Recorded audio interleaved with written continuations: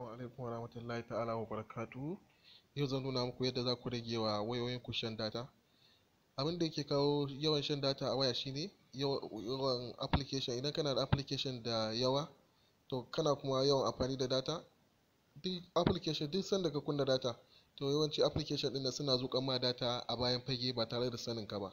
To yadda za ka rage, yadda za ka kashe wannan application ɗin, ka dakatar da shan data da suke ma, sai ka je setting ɗin haka.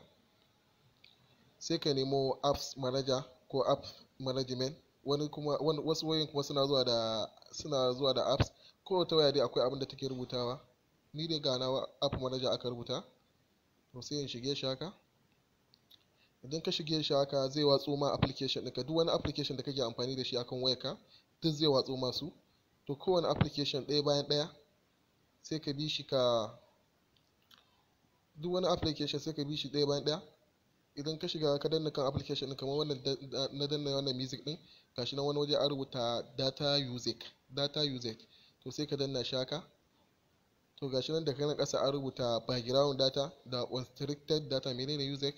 To kaga wannan a kashe yake, wannan na can ƙasa a kashe yake, wannan kuma ba background ɗin data ba a kashe yake ba. To sai ka kashe wannan da yake a kunne ɗin, sai ka kashe shi haka.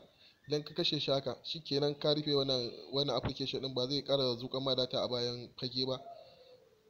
Sannan sai ka fito. Idan ka fito kowane application in ka bi shi ɗayan bayan ɗaya, kamar wannan bara mu ga, shi ma ka shiga data usage ɗin nan, shi ma sai ka kashe wannan background ɗin data. To kowane application haka za ka bi shi ɗaya bayan ɗaya kana yi masa. Kowane application ka bi shi ɗaya bayan ɗaya. Bara mu shiga wannan mu gani. Yauwa shi wannan kaga na riga na kashe shi. To da Allah, idan wannan shine farkon zuwan ka wannan tasha, ka danna mun subscribing.